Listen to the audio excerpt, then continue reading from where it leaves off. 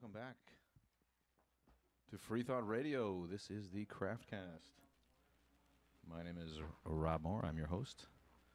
With me in the studio tonight, Sean Frasek and Brian Kester of Mythicist Milwaukee. And on the phone, I hope if I've done this right, is special guest tonight. We are very, very glad to have internet personality and vlogger AronRa. You there, Aaron? You with us, Aaron? I am. All right, there he is. How you do? Well done. Pretty good, pretty good. Thanks for joining us. Oh, my pleasure. We've got a... so what are we going to talk about today? We got a podcast here in River West, Milwaukee, Wisconsin, which is a traditionally pretty conservative area, and the folks that you're talking to tonight have dedicated their time and energy to kind of stepping up the movement in our area, and a movement in which you are a somewhat of a celebrity. How would you describe yourself in terms of atheist, mythicist, secularist, blogger? What is AronRa? Excuse me. Well, as the Texas State Director of American Atheists, I'm a free thought contributor to the Global Secular Council. I don't know how the term celebrity would work. I don't really think that applies to me, but in some circles perhaps. And I'm just an activist, and that I think is about the best way to refer to me. You're I've studied up on you and watched a lot of your videos, and the way you speak is extremely impressive. I'm a guy who feels that we need to be out there as atheists and kind of poking the beehive a little bit and trying to be a little bit more provocative than some of these quieter folks who don't call themselves free thinkers. You say activist. What are the main issues that you're trying to get at? Well, primarily is education. I mean, my biggest issue is that living here in Texas, we have a Board of Education that is openly determined, and they've admitted this blatantly, that they're determined to direct what the kids are allowed to think, what they're supposed to believe. They tailor the lesson plans, whether it's history, whether it's health, whether it's science, whatever the subject is.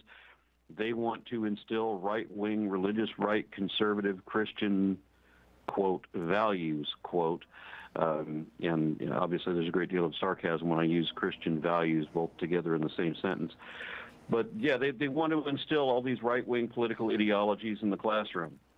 And they want to divide the classes. I mean, they don't like there being a middle class. They don't want a government that is necessarily by the people. They want it to be of select people, and this gets pretty open and blatant. The Texas State Republican Party platform a year or two ago actually came out and said that they were against critical thinking and any higher order thinking skills that would challenge a student's fixed beliefs. They came out and wrote this down. Yeah, there's no justification in defending a fixed belief. There's no justification in holding to a belief and maintaining that it should be fixed, because beliefs can be wrong, and if they are wrong, they should be corrected. And this is very much against what the philosophy of our educators. One of the people previously who served on the Texas State Board of Education actually wrote a book wherein she said that public education was a tool of the devil. Mind you, she's on the State Board of Education, and she's governing over public education. But she says it's a tool of the devil simply because it wasn't religious indoctrination.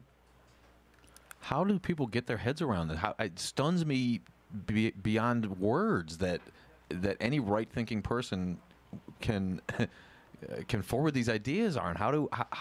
First of all, what's it like living in Texas? And I know it's not the only place. You've got Oklahoma and Arizona, Louisiana. You've got Bobby Jindal and people like this. It seems like an epidemic, especially in your neck of the woods.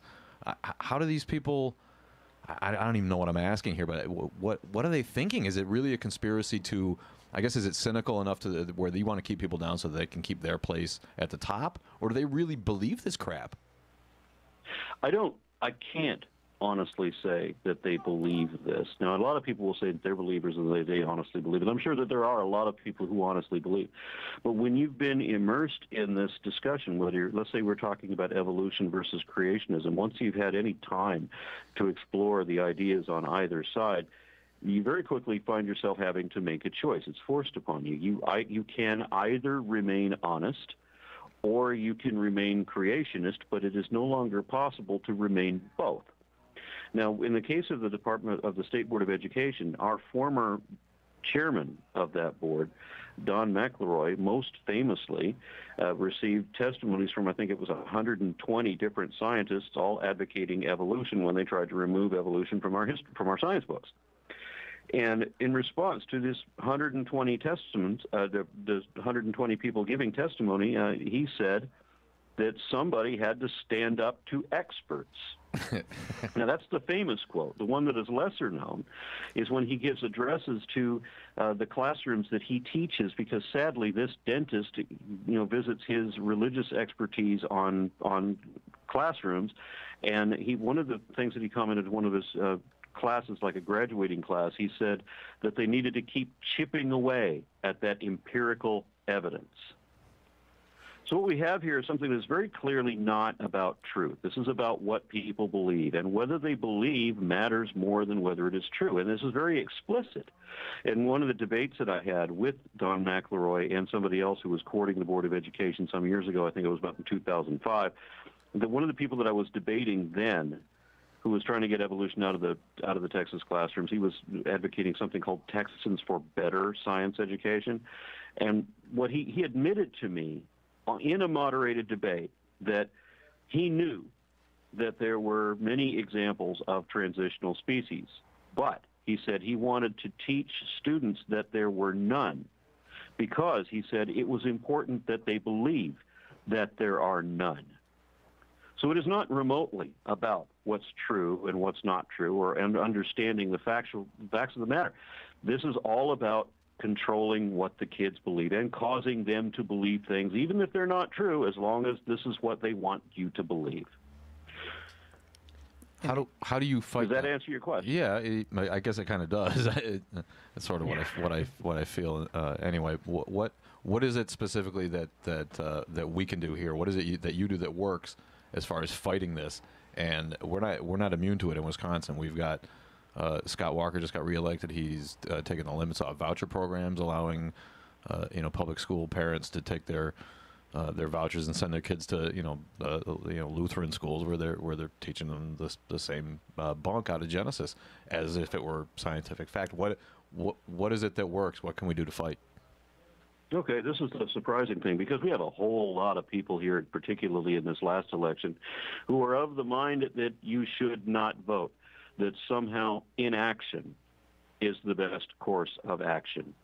And I don't know how they come to this kind of rationale. Republicans always do better when there's low voter turnout, because they're voting exactly the way their churches tell them to vote. I mean, as a congregation, even though the church has a tax-exempt status because they're not supposed to lobby, that's exactly what these churches do. So whenever you can't get a very high voter turnout, then the voter turnout you do get tends to be those church congregations that are favoring the Republicans. This is why the Republicans swept everything, because 2/3 of the country didn't vote. And all of these people are telling me that, that doesn't matter if they vote, and they're both the same side, and your vote doesn't count. And if any of this was true, then why would it be that they would have gerrymandering? Why would they have voter restrictions? Why would they segregate off or block or make inconvenient in any capacity that they can any situation which does not favor that party? So, I mean, obviously the fact is that voting does work, and I would agree with some of these people when they say that it's a broken system, because, it is. But the way to fix it is by voting, and voting in the right people, and then voting the right people for, pressing that they vote for the right issues. You have to be on top of these people. The Constitution does not defend itself. Texas ignores the Constitution as much as it can. And they even ignore their own state constitution. Here in the state, they have in the Constitution, you're supposed to provide a free public education. But The Republicans of the modern day want to undermine and destroy the Department of Education. The current new governor and the old governor and our lieutenant governor have all expressed how they could undermine or eliminate the Department of Education and public education in general. And they want to put in vouchers so that money that's supposed to go to public schools ends up going to private schools. And they want everything to be for-profit, and they want it all to be religious schools. They don't want to have free public education. And if they do, they don't want it to be competitive. They want to make sure that it is undermined and underfunded. And because public education is your tool of the devil, where it actually teaches people to be useful, and this is not the way the current politics seem to reflect what they want, that they want people to be working minions. They want them to be obedient, and that's pretty much it. Aaron, this is Brian Kester. Let me play devil's advocate for just a second. When they're talking about public education and their right to, I don't think that they're necessarily saying that we're going to pull all funds and you're going to have to buy schooling. What if they gave you X funds and the private schools competed to get the students? Would that be acceptable? Because obviously we don't want people that are underprivileged not to have an education. I mean, this would be the counter argument. What would you say to that? I wouldn't be able to talk about that hypothetical argument because they actually did say what you're saying they didn't say. Oh, really? I mean, when they I can't believe I can't remember my own governor's name. How could I forget my beloved governor? Oh, yeah, Rick Perry. When he was running for president, one of the 3 departments that he wanted to eliminate in his announcement was the Department of Education. And other Republicans have made similar statements so that they wouldn't have any public education anymore. They didn't want to have, one of them was arguing that they shouldn't have obligate public education, that children should be able to rejoin the workforce earlier. So one of the arguments he was arguing for was not only this other Republican that was talking was not only that they wanted to remove the necessity of public education and remove public education as a. So people either sent their kids to private school that just didn't go to school. Is that his idea? Is that what he means by that, Aaron? Did we lose him? May have lost him. Cut off midstream. Check the phone. I don't know. You there? Hello? I think we have lost Aaron. Maybe he'll try to call back. Hang up the line so he can call back in.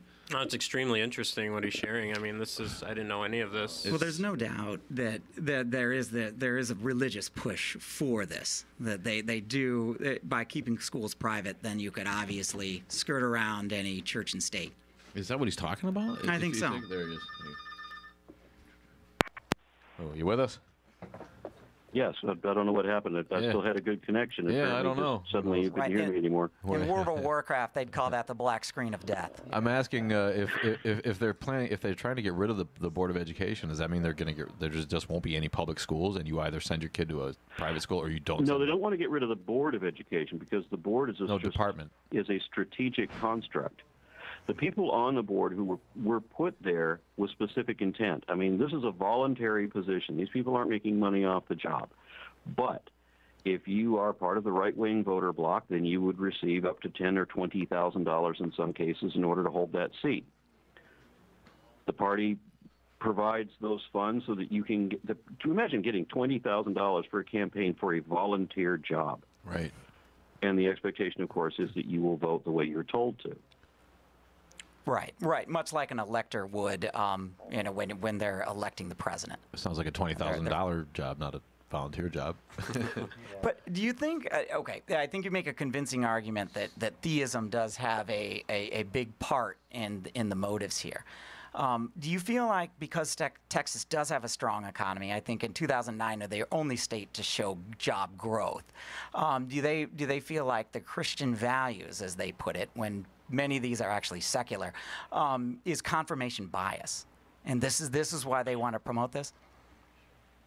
Well, I'd have to take a little bit of contest with you. While the idea of the Christian values is highly touted and loudly presented, that's not actually what it is. Because so many of these people can't tell you what's in the Bible, have never read the Bible, don't know what the Ten Commandments are. This is entirely political. All of what they're saying about values, it really comes down to a political perspective rather than a religious one. Okay, so you're saying it's more political than religious. Yes. What led? I'm going to change tracks a little bit here, Aaron. What in your mind? When I was growing up in the '70s, there were no creationists where I was from in New England. When nobody talked about the Bible as literal. No, I mean nobody. There was nobody in my church who thought that, and I never met a creationist until I moved to Wisconsin and met a kid from Indiana, and he left me scratching my head because I'd never heard of that. What is the cause of the rise in creationism and fundamentalism as we see a rise in non-belief on the other side? Why is this such a popular thing, and where did it come from? Well, once upon a time, we favored individual education, and we didn't so much manipulate the masses as we did starting in the, I think, 1980s. But your experience as a child and mine are completely different. I didn't meet a single person who was not a creationist until I was a teenager. Wow. Absolutely everybody I ever met. I mean, I thought absolutely everyone believed in the flood, for example, because I'd never met an exception to that rule. Wow. So it couldn't have been any more different. And I lived in Mormon-dominant areas most of my childhood, which is strange because Mormons today accept evolution and act as if they always had. But that wasn't always the case. Right. Okay, it wasn't Kingston, Texas, where they actually changed the courthouses to answer heaven-o instead of hello. Really? True story. True story. I look it up on Google. Kingston, Texas. Oh man. Yeah, it's disturbing to me. One of the things that they do, with regard to education in this state, for one thing, was we do abstinence-only sex education because for some reason it's immoral for children to understand what sex is and how it works. So we're supposed to keep them ignorant, and that's going to be their better battle plan. And we're going to tell them just deny one of the strongest biological drives you have at the peak of its activity. Just deny that and go read a book instead, something like that. And of course, because of this, we end up with the nation's highest rate of repeat teen pregnancy. This is what a monumental failure that practice is. But then they want to change everything. They don't just want to suppress science. They don't, they don't want anybody to believe in evolution, for example. They don't want anybody to know that it's even a thing. They want to teach the Bible as if it's, historically correct. There's no part of the Bible that is historically accurate, but this is the way they want to present it anyway. And right now, the big issue that we have is with the history books. Previously, as I mentioned, we had the Board of Education received 120 different professional scientists and representing different science organizations, all arguing advocacy for evolution, and the board ignored all of that testimony. This time around, starting in September, there were dozens of historians, professional historians and educators, who testified to the board that, among other things, that Moses was not a historic character. And that even if he was, he still wouldn't have been an inspiration for the Constitution, that the Constitution was in no way based on Judeo-Christian, quote, values, quote. It had nothing to do with the Ten Commandments. The Ten Commandments has no relation or inspiration on the Constitution whatsoever. But this is a political point that the religious right has to instill. This is one of their primary core functions. They have to get everybody to believe that this was somehow founded as a Christian nation and that the Ten Commandments is the basis of the Constitution. And it doesn't matter how many people, how many professional historians testified before the board that this is not the case, and we can prove that this is not the case. The board went ahead with that anyway. At first, they decided that they weren't going to do anything.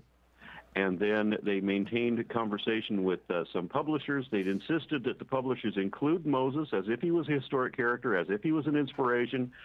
And one of those publishers, to their credit, withdrew their book. They refused to add Moses in as if he was a historic character. And out of honor and respect out of that, I want to name them. They were Houghton. Hawken. Yeah, they were the ones that pulled their book. Good for them. Yeah. And this is what they all should have done, and they were the only publishers who did. The other publishers, I'm really astonished that for the sake of money and for the sake of getting Texas business, that they would put things into their textbooks which are demonstrably wrong. It's really an And embarrassment. this wasn't the only thing that they put in. The references to Moses are not the only thing. They had all kinds of, pro-white, pro-Christian things that were put in there that were also to the denigration of other religions, of other ethnicities. We had testimony from blacks, Muslims, Sikhs, Native Americans, various degrees of Hispanics, and so forth, all talking about how they were being misrepresented in the history books. But this is part of a whitewash emphasis on the white. They want everybody in Texas history to be white and to be Christian, and that this is a Christian white country. Including a Palestinian Jesus, right? Because, as one of our Texas state governors once said when they were talking about teaching Spanish in public school, she said that if English was good enough for Jesus, it's good enough for Texas That's students. awesome. Do you go around to schools and talk like this? Do you give speeches? Are you able to? And is there anywhere that would welcome you besides groups of atheists where you can present? Well, there's hardly any point in going to a school. Any individual school is going to receive a harsh response, or that they won't want to endure the controversy of having somebody like me. They certainly wouldn't give me a venue to talk there. The controversy. As a matter of fact, there was one time a year or so ago, there was to be a debate in East Texas, and I was supposed to debate some minister down there on the issue of theism versus atheism, and it had been set up. They got the venue selected, they had the date and everything planned, and then the guy that I was supposed to debate eventually looked me up and bowed out, and then other people looked me up too, and then the venue closed. They said, we're not going to have that guy in our town. So suddenly it was too controversial because I guess it's me. I don't know. But, yeah, the town of Lufkin, Texas would not let me come debate in their school, which was originally by their invitation. Aaron, did you think that maybe he saw the long hair and thought you had Samson-like powers? We love No, I don't think that would have been it, because when you're going to go by superficial judgments, I would have thought that we'd have some clean cut, as they put it, young man, and then you have somebody that looks like a roadie from Pantera. Then they would just this is how they would treat it. This is what I would have thought, but that's not the way that it went.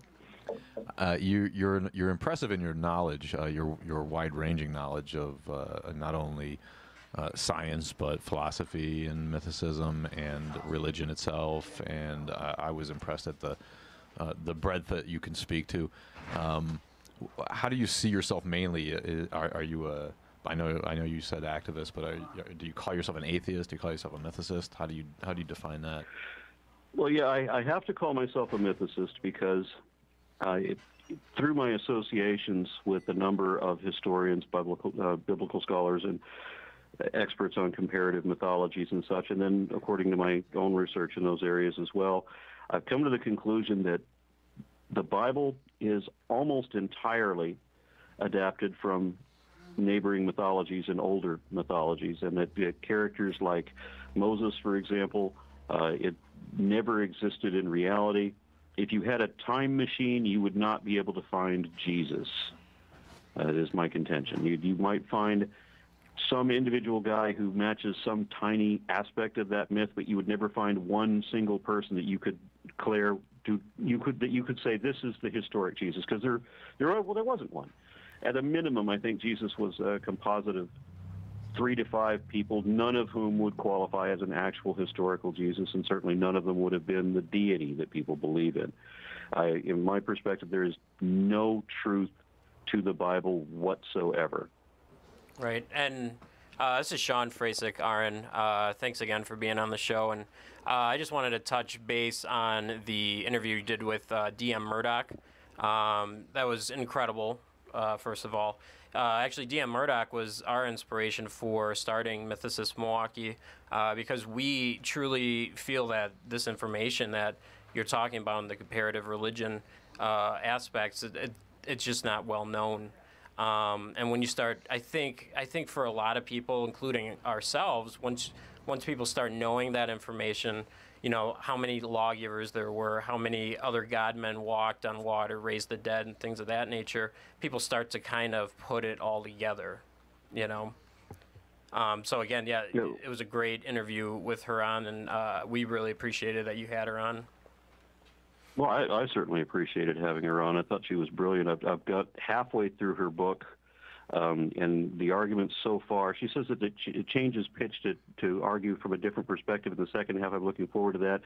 But so far what I've got is really damning, and it's definitive. It's a very good piece of work with an excellent scholarship. It's inarguable, I would think. Yeah, exactly. But, you know, we'll see what kind of excuses people come up with. And, you know, the one thing that you touched on in the argument, I kind of wanted to, or in the interview, I'm sorry, I wanted to touch on today was zeitgeist. Now, her scholarship and her reputation's got a big black eye from that movie, even though, as she explained in the interview, she didn't put that film together. A gentleman by the name of Peter Joseph did. He actually took her work and then several other religious scholars, I guess you'd call them, work, one being Jordan Maxwell. That's where you get the whole son pun that comes up, and it's highly refuted. But yeah, you know, zeitgeist for us, what it did, and I understand the scholarship issues with some of the video, but what it did for us is it took this extremely difficult information and simplified it, made it, and put nice images in there and kept it entertaining, and it forced us to then challenge ourselves to learn more about the information out there in mythicism. So I am a proponent of the zeitgeist film, part one of the zeitgeist film, only in the sense that it does offer up that information to people on a layman's scale. That anyone can kind of watch it and understand it and then challenge themselves to learn more about it. I mean, my perspective on the zeitgeist film, I mean, I think I watch these things with an open mind. On the middle section, when they're talking about, you know, American currency, I really had nothing to speak to that. I don't know the history of finance very well to bring that up at all. I was able to, I considered the arguments for the 9/11 conspiracy thing, and I did actively investigate those on the suspicion that maybe what they were talking about was actually true. And I've concluded, of course, that it's not. And there were several reasons why, and I'm sure people want to argue with me at some point because they still believe in that 9/11 conspiracy thing, and I just need to find what it is why do they still hold to that? I don't know. But once they can explain that, then we can go find out what the real issue is. I've satisfied my own curiosity with that. But on the first one, the one that we're talking about now, I had people calling me to say that they'd seen this movie and they wanted to know if I could verify it. And there wasn't that much that, you know, through my limited expertise that I could actually verify, but there was a couple of things that didn't match, and the only one that comes to mind right now was the one about the son, you know, S-O-N versus S-U-N. Obviously, that only works in English. And D.M. Murdoch said that was a pun. It was something that they'd done just in fun, and I guess that ended up in the movie as if it wasn't. They weren't just being tongue in cheek. Right. And so when you have things like that, you know, when she didn't have any kind of controlling hand on the production, and I don't think that she realized that her work was also going to be associated with 9/11 conspiracy stuff either. I don't know. I can't speak for her, but if I had put my scholarship into trying to present something accurate, and then it was attached to something promoting also the Loch Ness Monster or something like that, I think I'd be upset about that. No. And I can imagine what it would do to my reputation, even though I had no direct control over that production. And you will get a lot of, I guess, trolls or whatever you want to call them. Anytime she's involved in an interview or any type of appearance, you have people just slamming her about that film, and I just think it's so unfair. Because, like you said, she had no control over it. Peter Joseph took it and ran with it and then abandoned it as soon as it started getting the negative reviews around it. Now, one of the unfair things about that is that she commented that she is often judged just on her name, and I got to see this before our interview even began. Because we saw people in the YouTube comments that were attacking her basically just on her name for lack of anything else. And they couldn't speak to any of her arguments. They didn't know any of her arguments. So it's a very superficial judgment. The exact same thing could be said about, say, Sir Isaac Newton. What if we immediately discount him because he believed in alchemy, or because he was a creationist who thought that he had special divine revelation direct from God, so that he could understand the scriptures better than every other man on earth? We could take whack job comments like that and then just use that to discredit everything else he did, which of course would be completely unfair. Right. Absolutely. Yeah, Principia works. We've confirmed it. Let's use this opportunity to plug your own podcast. That's that was Ramen, episode 10, I believe. Is that right? What's going on with that podcast? Is that pretty new? If that's just episode 10. It is new, and it had very modest intentions, but it's picking up surprisingly nicely. Right now, we are number 6 in the religious category on Spreaker, and we've just been picked up on iHeartRadio. Nice. Yeah, I noticed that, and you talked to that during the interview, and I was wondering if you can share with us some of the best practices. I know it helps to have a celebrity atheist activist as the host, but definitely, what are some best practices for those out there that are trying to get on the podcast or producing radio shows and things of that nature? And that is twice that we use the word celebrity. Yeah, and I said I don't think that word necessarily applies, but for the course of this, and maybe during a conference, perhaps maybe. But speaking as far as making a podcast and making it successful, I mean, I've had the luck of doing it exactly once and having it turn out well. So I don't have a control group. I can't tell you what I did at another time when failed. But in this instance, I just wanted to do something a little bit different than what other people were doing. I wanted to interview people who were actually taking action, because I identify, there's so many other things that I identify as, but one of them is progressive. I want to see people awaken. I want to see people take charge. I mean, this was supposed to be a government of the people, right? Which means the people actually have to do something. And so when I see people that are actually taking action, regardless what it is, it doesn't always have to center around religion. That's where my area of expertise is, so that's what it tends to lean to. But it doesn't have to be that. When you've got new technology, when you're taking on a new political challenge, a new social advantage, whatever it is. If you found something that is broken and you're fixing it and you might actually succeed, and other people are pointing to say, this person's doing this and should be noticed, those are the people that I want to talk to, the people who are actually already making a difference in some way. What do you consider And one of those interviews that I did was, one of the interviews that I did, for example, was people I don't even agree with. I spoke recently, a few weeks ago, to a devil worshiper, somebody who actually believes in a literal devil and worships him. But his organization, his satanic church, had actually won a court case with regard to secularism and freedom of church and or separation of church and state, freedom of religion. And I had to commend his church group for that in the court case that they fought. After that, we start investigating, the devil worshiping beliefs, and I'm sorry to say, of course, it comes into an argument at that point. That wasn't the intent of the show. We all find ourselves on that side of the fight, though, as the Supreme Court allows Christian and other religious paraphernalia displays on public property. Then the other groups have no choice but to go ahead and express themselves the same way. And of course, I think we're all in agreement that it would be better if they just ruled that none of it's allowed.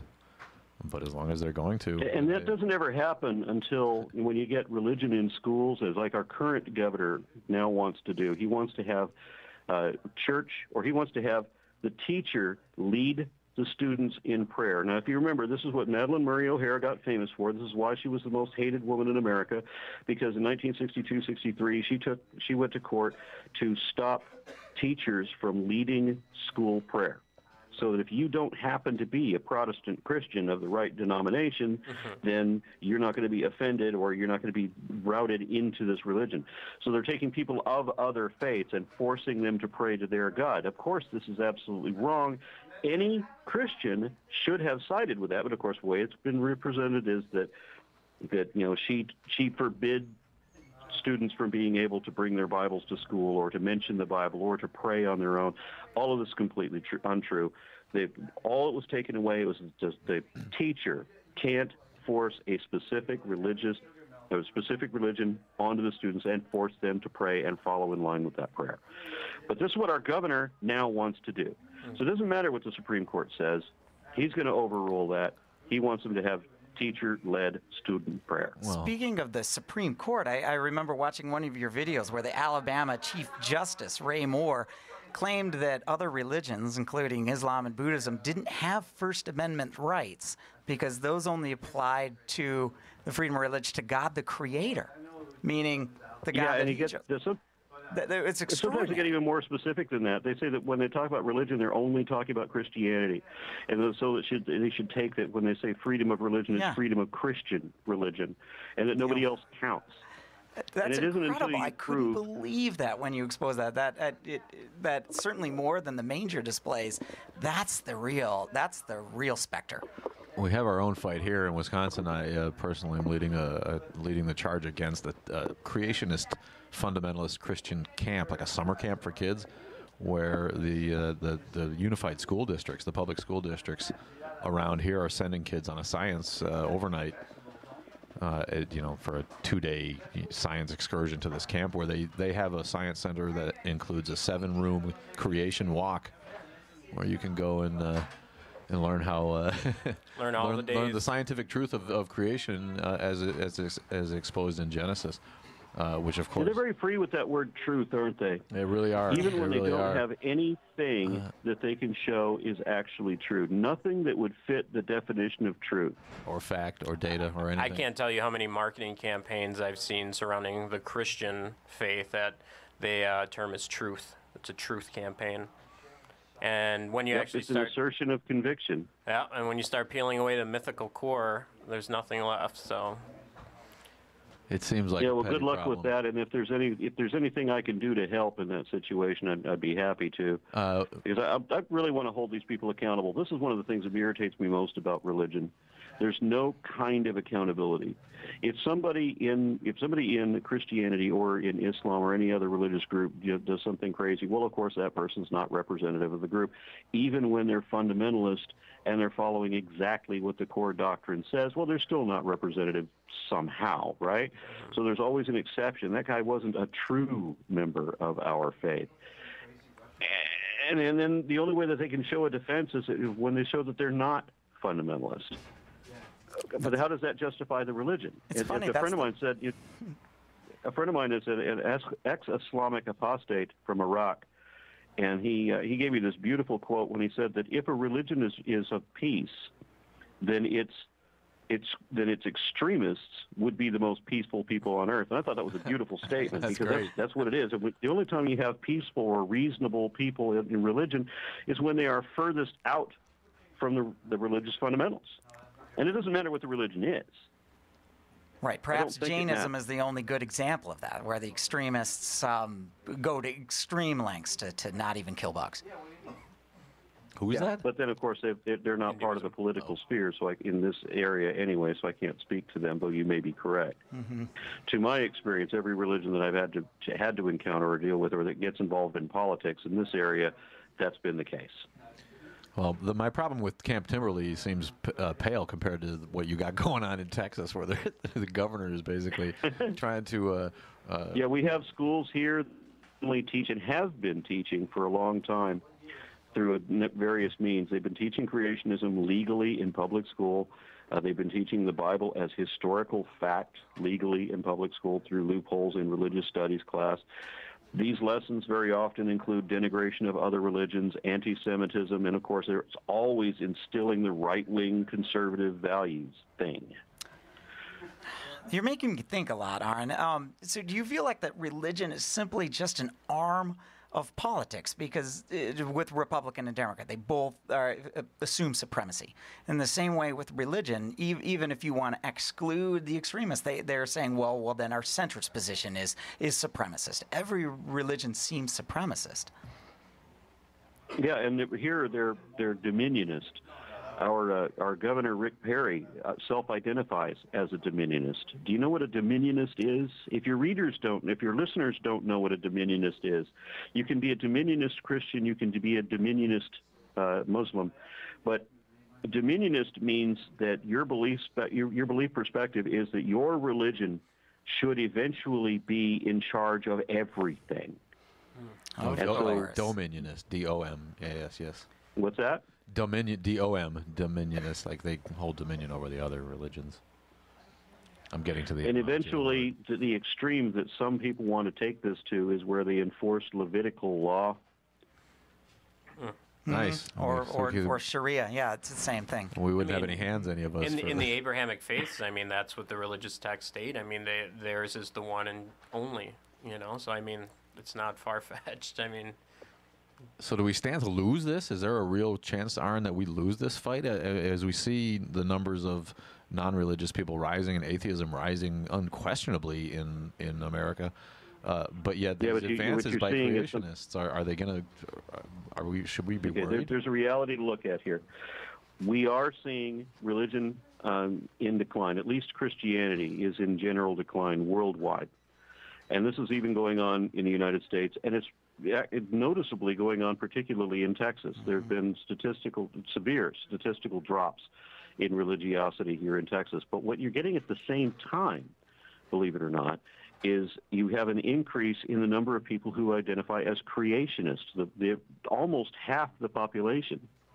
Now, to be a creationist, you have to deny science both in principle and practice, because one of the things that you're against, not only are you against evolution specifically by definition, but it also is, creationism is against methodological naturalism.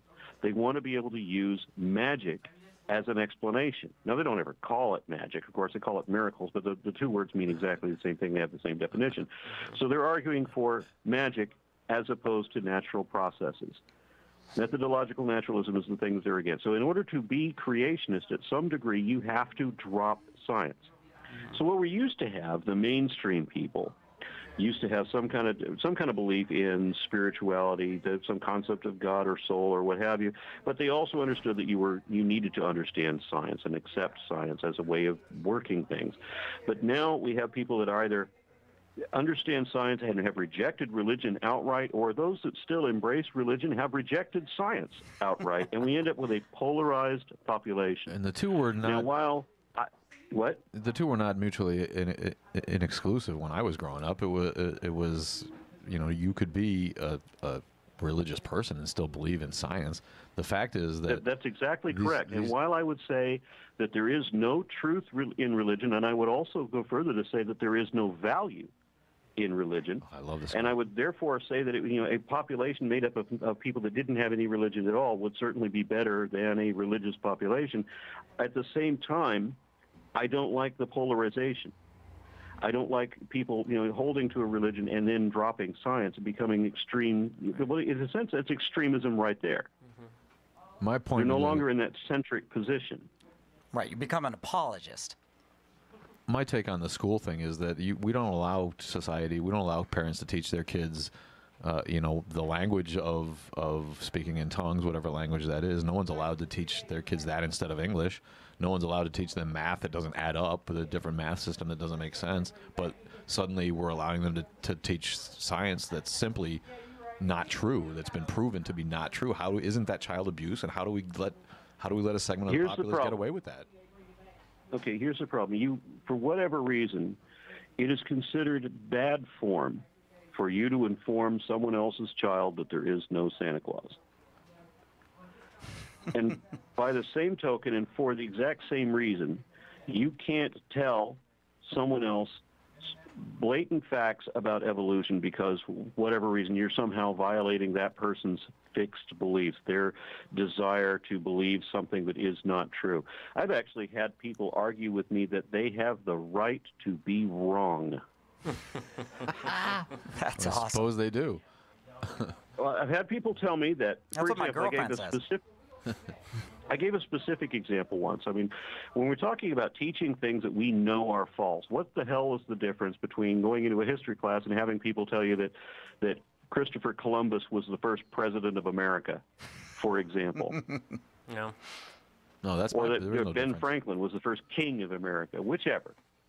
And what I've been told by a surprising number of people, including not even always religious people. I've had atheist libertarians tell me this too.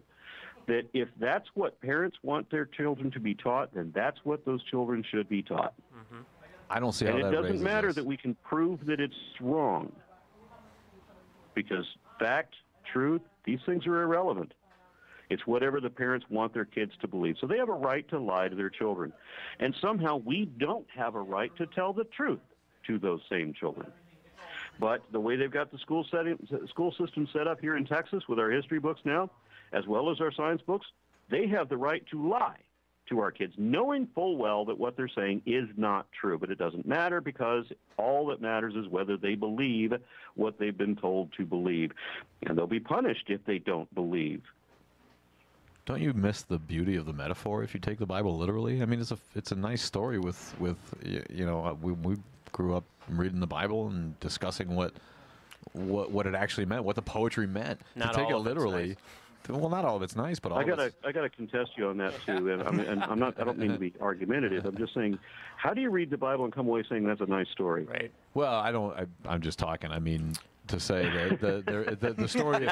There's nothing wrong with the story of creation and God. It was explained to me as a When youth. I first read the Bible as a child, I'm not kidding. By the time I got to the end of Genesis, I literally flung it across the room in disgust. The story of the parts of it that they cherry pick that explain God's love for us and can be taken metaphorically, I think it can be defended as having given people hope and faith over the years and While at the some same measure time, of comfort. we're going to have to kill everybody. But how Right. how do you spin it as literal and then try to take anything of value out of it? If it is taught in the same sense that Greek mythology is taught, or Egyptian mythology, or Norse mythology, then you have an argument. But when it's taught as history, or it's taught as historical, or different people actually experience these things, that's when it becomes a weapon for social control. Yeah, no, I remember when I grew up, I was in an area that was very heavily Catholic, Hispanic Catholic. And when I was in high school, I remember that there were students that weren't allowed to see the movie Jesus Christ Superstar, for example, and they weren't allowed to study Greek mythology because they believe in a different religion.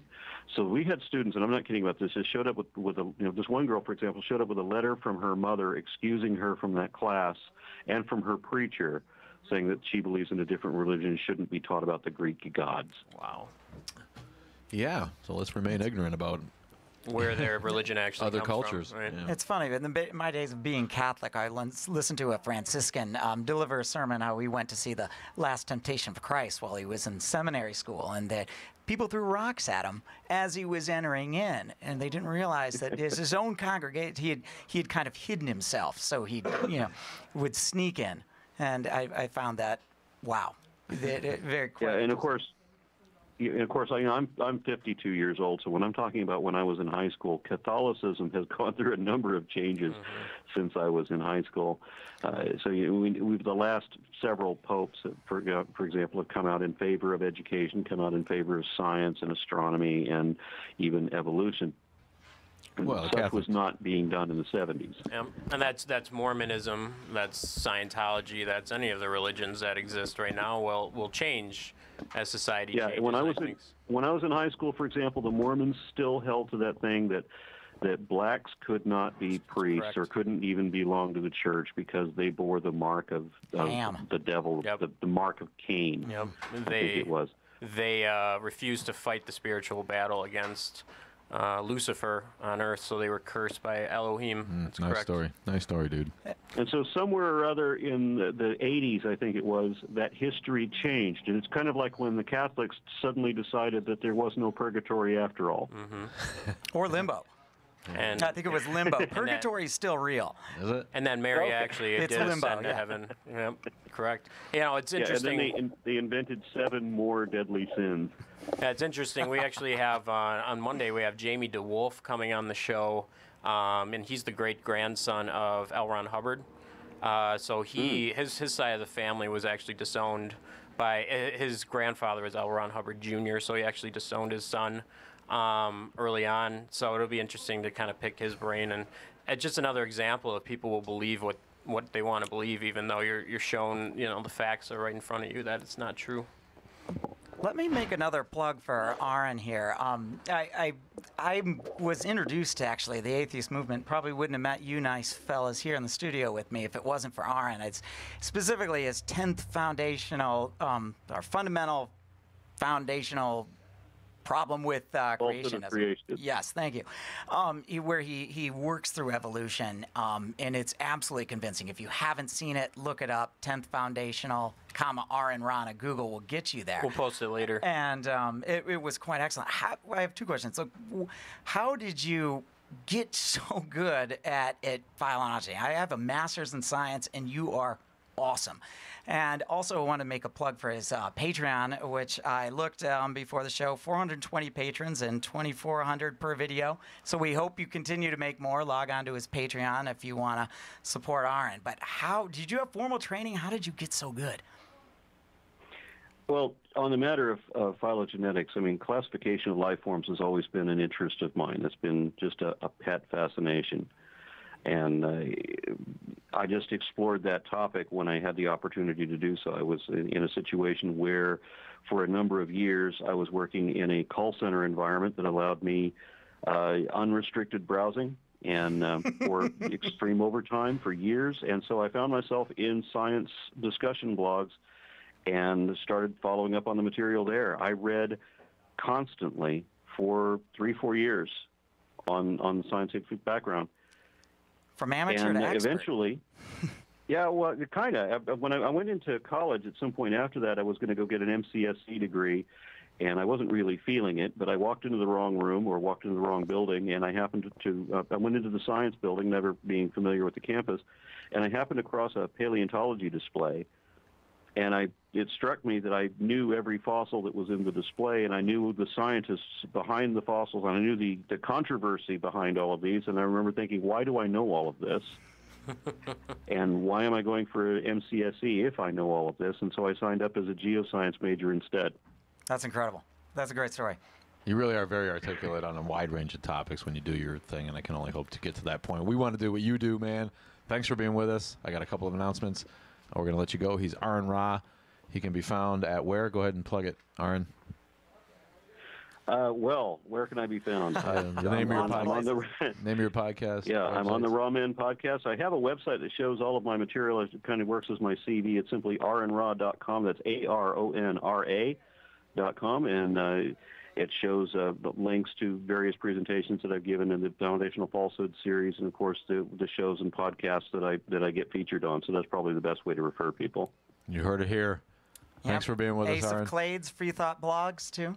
If people don't know what a clade is. Yes. I don't exactly quite know what a clade is, but... All right, thanks Need again. I explain that? A clade is a classification group that includes all of its descendants.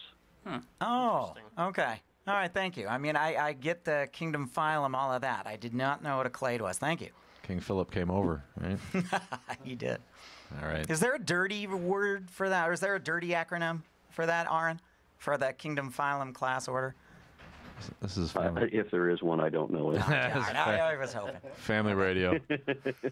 All right, buddy. Thanks for joining us. We're going to let you go. We'll talk my to you pleasure. soon. Thank you very much. Thanks, Aaron. Take it easy.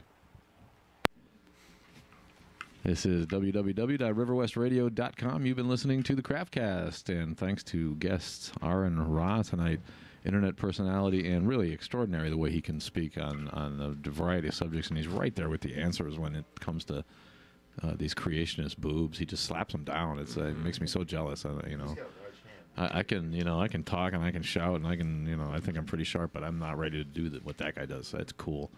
Mm-hmm. He's well versed. We have a guest tomorrow night as well as Monday? Yes, we have a guest tomorrow night.